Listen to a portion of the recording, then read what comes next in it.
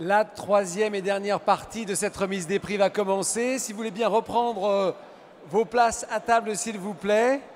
On va redémarrer dans quelques secondes. Il reste encore 3 prix à remettre ce soir. Voilà, je vais vous laisser reprendre place. Et je vais appeler le premier intervenant de cette dernière partie. J'appelle sur scène le président du CETO, René-Marc Chicly. Venez me rejoindre. Bienvenue. Je vous laisse commencer. Le public est avec vous. Commence. Le public est avec moi. Merci. Bonsoir à toutes et à tous. Je ne sais pas si vous êtes longtemps avec moi parce que le sujet qu'on m'a donné, c'est quand même un sujet qui est quand même assez particulier. Jean-Pierre s'était gardé le gras, comme le fait toujours la distribution, au passage. Voilà. Mais bon, c'était de vous parler un petit peu de ce qu'on essaye tous de faire, tous ici présents, quel que soit le métier, quoi qu'on fasse, pour aider les destinations qui sont parfois en difficulté, qui ont vécu soit des événements, et très honnêtement, ces événements ont été beaucoup plus marquants sur le marché français que sur d'autres marchés. On a quand même un retard considérable sur beaucoup de destinations qui font défaut. Nicolas Delors en a parlé à la fin pour une certaine destination, y compris le Maghreb. Et on essaye vraiment d'une manière collective, et vous le verrez dans les prochains déplacements qu'on fera ensemble, aussi bien avec Jean-Pierre et l'ensemble des personnes qui veulent nous accompagner, et on les remercie d'avance, d'aider ces destinations, de nous montrer sur ces destinations pour éviter le traumatisme qui se passe sur le marché français vis-à-vis particulièrement du Maghreb, mais ça va très loin, ça va sur d'autres destinations, il y a beaucoup d'amalgames. Et je crois qu'on a un rôle social à faire, on essaye de le faire, on se montre, on est à la disposition des offices du tourisme, des acteurs du tourisme qui viennent en France, que ce soit les ministres ou autres, pour essayer de leur parler de ce marché français qui est quand même plus marqué que les autres marchés, donc ils ne comprennent pas pourquoi, par exemple en Tunisie, les Anglais, qui ne sont que numéro 3 encore, ont retrouvé leur trafic de 2010, les Allemands ne sont pas loin de les retrouver, et nous, aujourd'hui, on est malheureusement encore les premiers, mais on a perdu beaucoup de trafic. Je pense que si on a peur de tout. À ce moment-là, on ne vient même pas ce soir parce que là, il pourrait se passer des choses, je ne veux pas être dramatique, mais il faut vaincre cette peur, il faut qu'on arrive à convaincre nos clients que cette peur, c'est un moyen de solidarité d'aller dans les destinations et puis éviter de faire des amalgames parce que si on commence à faire des amalgames, on peut en faire sur son voisin, surtout, et puis notre plaisir, c'est quand même de faire voyager et faire en sorte que nos clients soient ravis. Et ce qui est quand même étonnant, c'est que ceux qui ont le courage d'aller dans ces destinations, aujourd'hui, reviennent absolument ravis. L'accueil a été renforcé. C'est le plaisir de vivre des bons moments, de soleil, de plaisir. Et ça, c'est vraiment quelque chose qu'on retrouve dans le retour de nos clients. Alors, nous, notre tâche au niveau institutionnel, ce sera d'aller sur des voyages. Alors, il y a eu des voyages qui ont été préparés, il y a des voyages qui ont été annulés, mais ils ne sont que reportés. Les ambassadeurs nous reçoivent. Je vois parmi beaucoup d'entre vous qui rejoignent aussi les ambassades quand il y a une grande manifestation. Il faut aussi parler de la particularité du marché français. C'est plus difficile de faire voyager des Français que visiblement d'autres marchés, parce qu'ils ne comprennent pas toujours, donc il faut leur expliquer. Et puis on a un rôle vraiment important de relancer ces destinations et d'avoir des plans de relance intelligents. Je pense qu'on se prête trop aux médias. Alors je sais que c'est un support médiatique, mais on n'est pas obligé de faire toutes les émissions, les pires. Alors, il y a eu un grand débat au CETO en disant est-ce qu'on fait telle et telle émission? Non, il ne faut pas trop parler des destinations. Moi, parfois, on en parle. Plus on risque de retrouver les trafics qu'on a connus, parce que les clients ont la mémoire très courte, ils nous l'ont prouvé à plusieurs reprises. Et je pense que c'est important qu'on soutienne, beaucoup de médias, y compris la presse touristique, nous soutient sur les destinations. Et il faut faire attention quand on franchit le domaine du public. Et je sais qu'il y a beaucoup d'offices du tourisme ici. Soyez vigilants, n'allez pas dans tous les sens au niveau des médias. Je pense qu'il y a des très belles émissions qui peuvent se faire pour valoriser les destinations. Donc on a tout un plan, on est vraiment fédérés pour ça, et vous l'avez vu et vous le reverrez.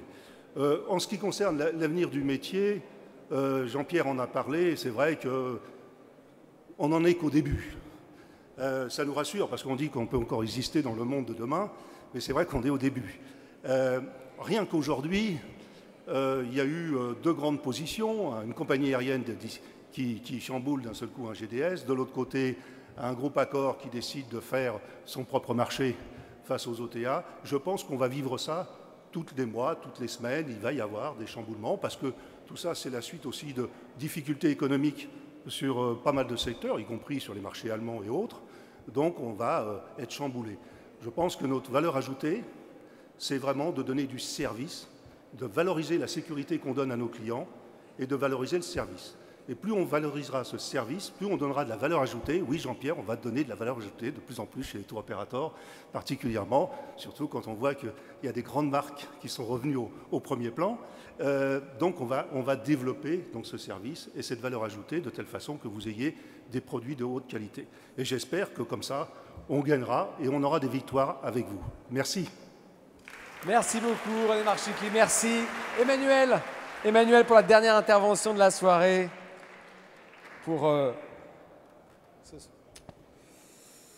Merci. Ah oui, sacré défi que le défi géopolitique, mais là encore, j'ai envie de vous dire, c'est exactement comme pour le point précédent sur les multiples révolutions numériques, collaboratives, etc. C'est un défi dont vous devez évidemment tous prendre la mesure, mais c'est un défi dont vous avez toutes les chances de sortir renforcé. Plus que jamais, le risque géopolitique, ça nécessite déjà ce qu'on évoquait tout à l'heure, c'est-à-dire de l'expertise. Si vous reprenez l'analogie que j'ai développée tout à l'heure avec la banque et la finance, moi j'ai besoin d'avoir confiance dans mon banquier pour lui confier mes économies, même si je sais qu'il y a un risque dans ce qu'il me propose. Et bien c'est pareil avec le professionnel du tourisme. Moi je n'aurais pas confiance. Internet c'est super, mais moi je n'aurais jamais confiance dans ce que je trouve écrit sur Internet pour me dire si je peux aller en toute sécurité vers telle ou telle destination. En revanche, je ferai confiance aux professionnels avec qui j'ai l'habitude de discuter et je placerai chez lui mes vacances, comme encore une fois, je confie mes économies à mon banquier. L'enjeu, évidemment, derrière tout ça, c'est la qualité de la relation que vous saurez nouer avec le client. Et là aussi, les nouvelles technologies sont vos alliés là-dessus. Et je ne suis pas tout à fait d'accord avec ce que je viens d'entendre sur le rapport aux médias.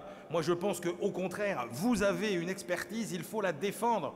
Venez dans les médias, venez chez nous, venez expliquer pourquoi telle destination ne mérite pas qu'on la rejette à ce point, ou venez nous dire, bah là, il y a telle destination où tout le monde a envie d'aller, et où, attention, il y a peut-être des dangers. Moi, je pense que l'expertise, vous ne perdrez jamais à venir défendre votre expertise. Jamais, ça ne vous desservira, jamais. Et donc, on le dit, l'expertise et la qualité de la relation que vous nouez avec vos clients. Face au risque, alors évidemment, ça a aussi des conséquences. C'est que face à ce risque géopolitique, si jamais il se réalise avant, j'ai envie de dire, le départ, il faudra que vous soyez capable de mettre en face une offre, j'allais dire, de secours. Il faudra être capable de proposer de façon réactive des destinations alternatives. Et là encore, j'ai envie de vous dire, la technologie sera votre allié. Parce que vous devez, quoi qu'il arrive, être les garants des vacances réussies de vos clients. Alors, on parle de risque géopolitique, mais j'ai envie de vous dire, il faut voir plus large autour de cet argument massu qui est pour vous la garantie de la sécurité du touriste au sens large. Alors la sécurité, c'est le risque géopolitique, mais aussi le risque sanitaire, c'est la catastrophe naturelle, c'est les accidents de la route. Savoir qu'on est protégé pour tout ça, c'est une incroyable valeur ajoutée. Et quand tout à l'heure je vous disais que peut-être demain vous proposerez des choses sur Airbnb ou Blablacar, vous allez me dire oui, ça pose des problèmes d'assurance, etc. Mais demain, on trouvera des solutions à tous ces problèmes.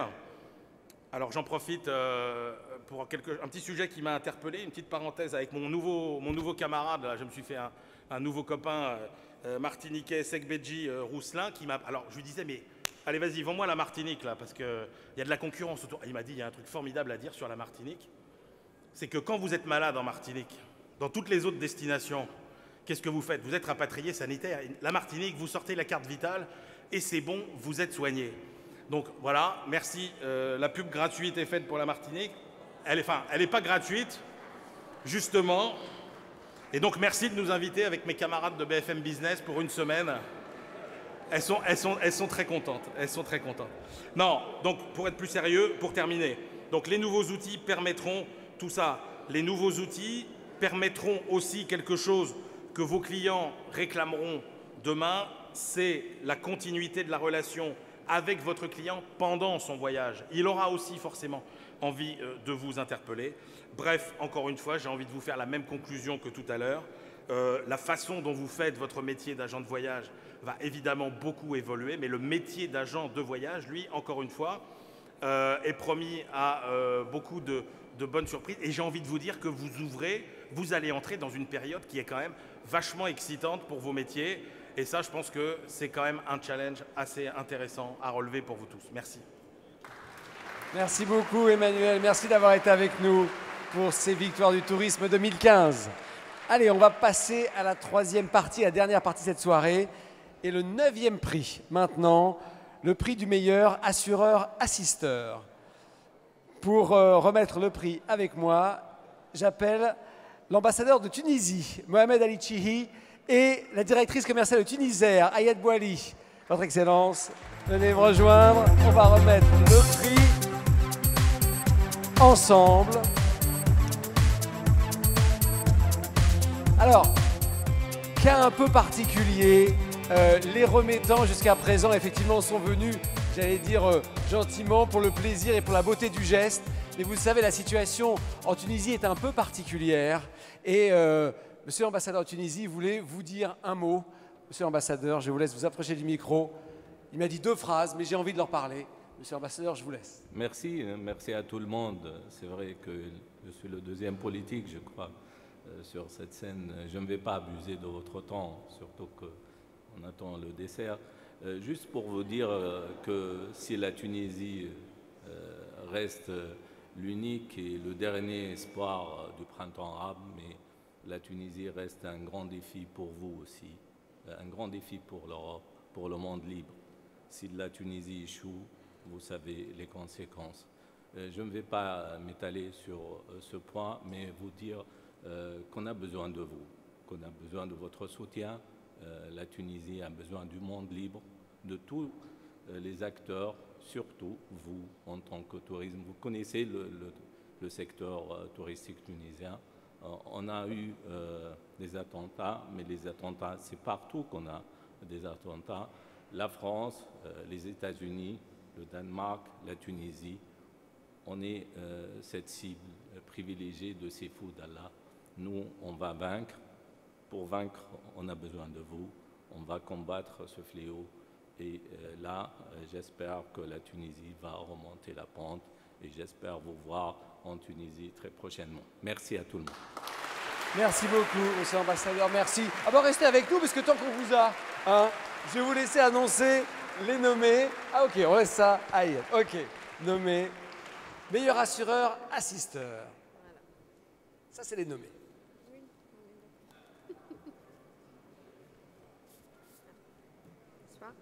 Alors, les meilleurs assureurs nominés sont April, Présence, Mondial Assistance. Voici pour les nommés et voici le lauréat, le gagnant pour cette catégorie.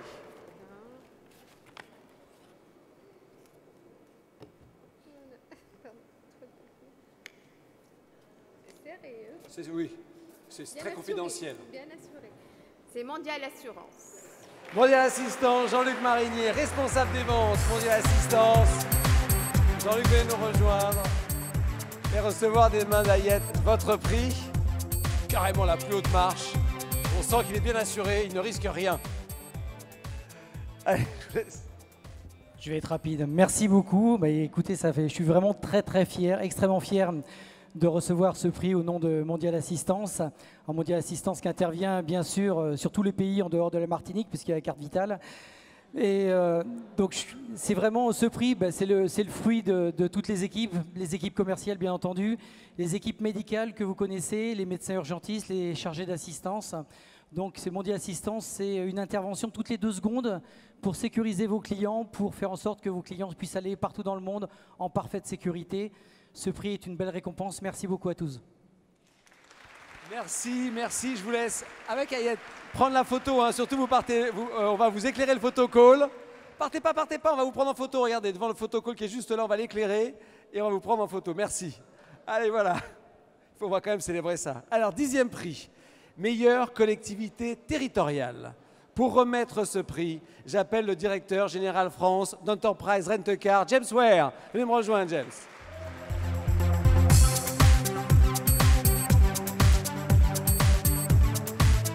Merci. Merci d'être avec nous. Je vous laisse l'enveloppe blanche avec les nommés pour cette catégorie. Bonsoir. Les nommés pour la catégorie meilleure collectivité territoriale sont Tahiti, La Réunion et la Guadeloupe. 3 nommés et 1 lauréat. Et le gagnant pour la catégorie meilleure collectivité territoriale est la Guadeloupe.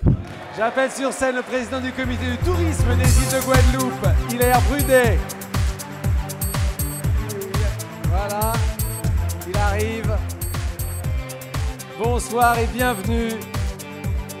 La Guadeloupe, meilleure collectivité territoriale, victoire du tourisme 2015. Prenez le prix, enfin prenez-le. Et je vous tends le micro. Bonsoir, merci. C'est avec une certaine émotion et surtout une grande fierté que je reçois ce prix dédié au comité du tourisme de la Guadeloupe. C'est une récompense c'est un prix qui récompense des efforts d'une période déjà assez lointaine, 3 ou 4 ans, où le travail a commencé avec une vision partagée, une stratégie nouvelle, notamment avec le comité du tourisme, les professionnels du tourisme et bien évidemment la population guadeloupéenne, parce que nous avons connu quelques difficultés il y a quelques années de ça.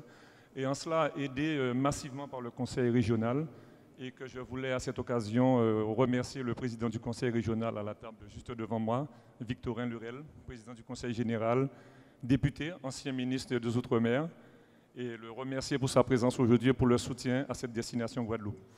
Je voulais aussi considérer ce prix et remercier en tout cas tous ceux qui ont voté pour nous et considérer ce prix comme un encouragement à continuer ce travail-là. Et pour un peu de chauvinisme, je dirais que la Guadeloupe, c'est la destination tendance, aussi bien que la Martinique, voire peut-être mieux. Allez, c'est de bonne guerre. Merci beaucoup, Hilaire. James, je vais vous laisser près du photocall. C'était pour ma collègue Karine. On se doute bien, hein, voilà. Allez, je vais vous laisser prendre la photo. Merci, James. Merci à tous les deux. Et bien, on est déjà au dernier prix de la soirée. Je suis même surpris avec mes fiches, mais c'est bien le dernier prix. 11e prix ce soir. Meilleur office de tourisme étranger. Ah, j'appelle pour m'aider à remettre ce prix le directeur général d'Icelandair, Arnaldur Okur Olafsson. Monsieur, il est là? Oui, il est là. Venez m'aider à remettre le prix. Bienvenue.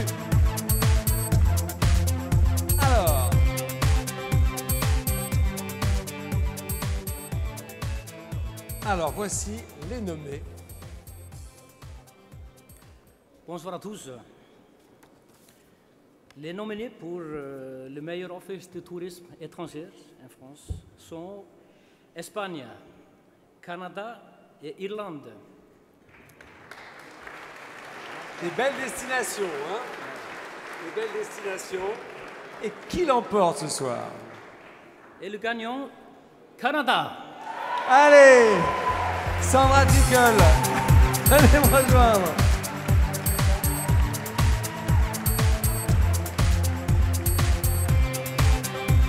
Directrice générale de Destination Canada.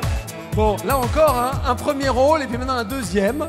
Là, cette fois-ci, c'est pas pareil, hein, on reçoit le prix. Alors, quelle destination merveilleuse. On a vraiment de la chance. Et ce soir, je tiens vraiment à remercier les éditions La Rivière pour les victoires du tourisme et pour une magnifique soirée. Je tiens à remercier tous les professionnels du tourisme pour tout ce que vous faites pour nous. L'année 2014 a été notre année record, avec plus de 482 000 Français au Canada. Et en 2015, nous avons tous un défi. Nous voulons plus d'un demi-million de Français à se rendre à leur destination de rêve. Ça ne se fait pas tout seul, donc je tiens à remercier ma petite équipe, car nous sommes seulement 3 personnes à démarcher tout le marché en France. Merci à tous et bonne soirée. Merci beaucoup, merci. Alors, ce que je vous propose, ne partez pas. Pour clore cette soirée, je propose à tous les lauréats de venir nous rejoindre sur scène avec leur prix. On va faire une photo de famille avec les lauréats. Et même les remettants, s'ils veulent tous venir, lauréats, remettants, n'hésitez pas à revenir sur scène. Et on va faire la photo finale. Il manquera le monsieur le ministre, c'est tout. Mais bon, il est déjà parti à des obligations plus différentes. Mais est-ce que... Venez tout de suite, venez me rejoindre. Alors, je sais, voilà. Et Rania, revenez. Le remettant... on va faire une grande photo de famille sur scène, voilà. Et oui, voilà, revenez. Voilà, tous les lauréats et les remettants, voilà. Monsieur, voilà. Ayette, venez me rejoindre. Ayette, revenez. Monsieur l'ambassadeur, voilà. On va essayer de rameuter un petit peu tout le monde. Voilà, on retrouve le Canada, j'ai tout le monde. S'il manque du monde, voilà. Regardez, ça va avoir de l'allure. Et comme ça, on pourra clore cette soirée, enfin avant les desserts, hein, rassurez-vous, vous n'avez pas quitté la soirée sans dessert. Voilà, c'est quand même Miss France, tout de suite ça donne de l'allure à tout ça. Est-ce qu'on est au complet? On est pas mal, je pense. Allez, on va laisser le photographe se mettre là, essayer de prendre toute la scène, voilà. On y va. Et pour la dernière fois, promis, mesdames, messieurs, ce soir, je vais vous demander d'applaudir les lauréats des Victoires du Tourisme 2015. Du quotidien du tourisme, bravo pour cette première édition. Voilà, on a tout le monde, on est en train de prendre la photo, n'hésitez pas. Voilà, je vois que, vous voyez, il n'y a pas qu'un seul photographe, hein. Comme quoi cette photo, elle va servir. Tous les lauréats des Victoires du Tourisme 2015, c'est génial, on a tout. Parfait. Merci, bravo, bonne soirée. Et maintenant, place à la suite. Merci encore d'avoir été avec nous. Et bon dessert, il y a encore un petit peu. Bonne soirée à tous.